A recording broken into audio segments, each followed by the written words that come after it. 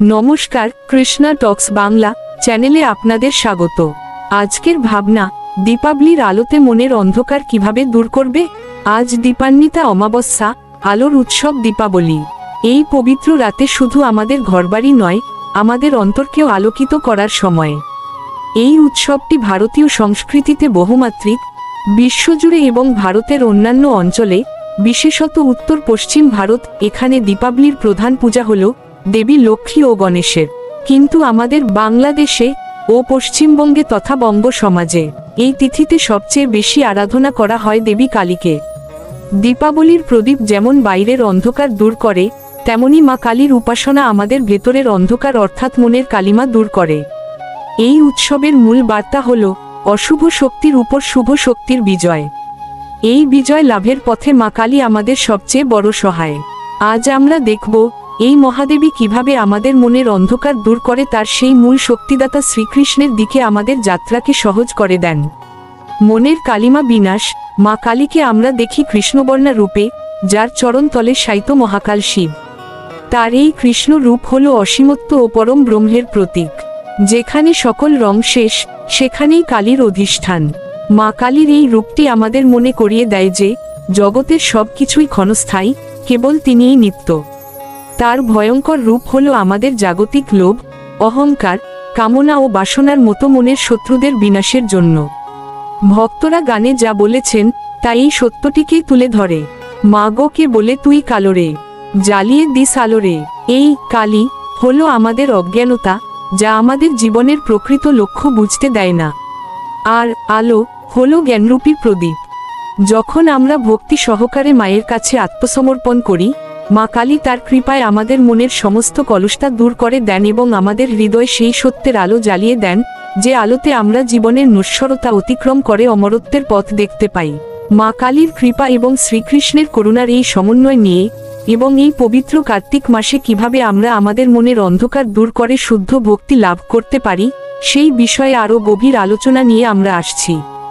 সনাতন ধর্মের শাস্ত্রের এত বিশাল ভাণ্ডারের আলোচনা অল্পে করা সম্ভব নয়, তাই মনে কোনো প্রশ্ন জাগলে সেটা নিজে থেকেই জানার চেষ্টা করুন, তবেই ভগবানের কৃপায় আপনি কোনো না কোনোভাবে জানতে সচেষ্ট হবেন।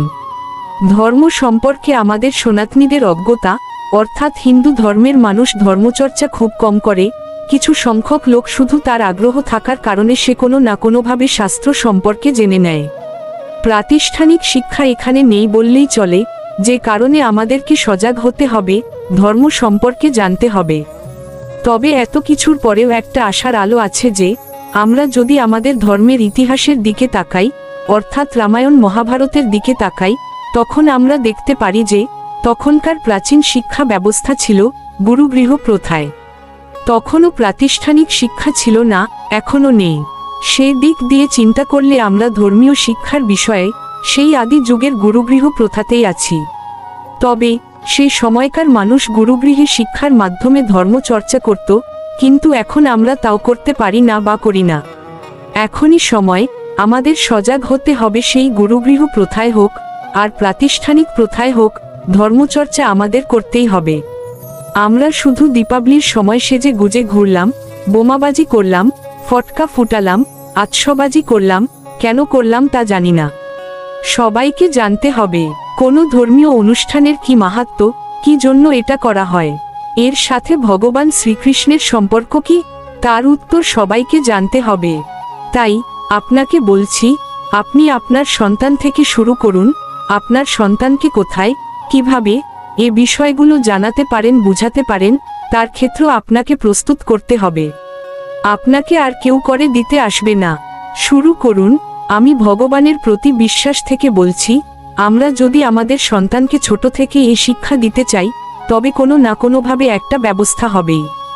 এই আলোচনা থেকে আশ্বস্ত হতে পারি যে সকল দেব দেবীর পূজা ও তাদের কাছ থেকে প্রাপ্ত ফল সবই শ্রীকৃষ্ণের ইচ্ছার অধীন। তিনি নিজেই বলছেন শ্রীমদ্ভগবদ্গীতার 7ম অধ্যায়ের 21 নং শ্লোকে, যো যো জাং জাং তনুং ভক্ত শ্রদ্ধোয়ার্চিতুমিচ্ছতি তস্য তস্যাচলাং শ্রদ্ধান তামেব বিদ্ধাম মহাম। অর্থাৎ যে ভক্ত যে দেব দেবীর রূপ শ্রদ্ধা সহকারে পূজা করতে ইচ্ছা করেন, আমি সেই দেব দেবীর প্রতি তার অচলা শ্রদ্ধা বিধান করি। সনাতন ধর্ম আবার তার সেই স্থানে ফিরে যাবে কারণ সনাতন মানেই চিরন্তন, যা আগে ছিল, এখনো আছে, ভবিষ্যতেও থাকবে। সবাইকে অসংখ্য ধন্যবাদ দীর্ঘক্ষণ এই আলাপচারিতায় থাকার জন্য। এই গভীর আধ্যাত্মিক আলোচনা শুনতে কৃষ্ণা টক্স বাংলা চ্যানেলে প্রতিদিন রাত 8টায় ধর্মীয় কোনো না কোনো বিষয় নিয়ে হৃদয় ছোঁয়া বিশ্লেষণে আলোচনা হয়। আপনাদের জীবন যদি কোনো দ্বিধা বা আবেগের ঝড়ে আলোড়িত হয়, তবে এই আলোচনাগুলি আপনাদের সঠিক পথ দেখাবে।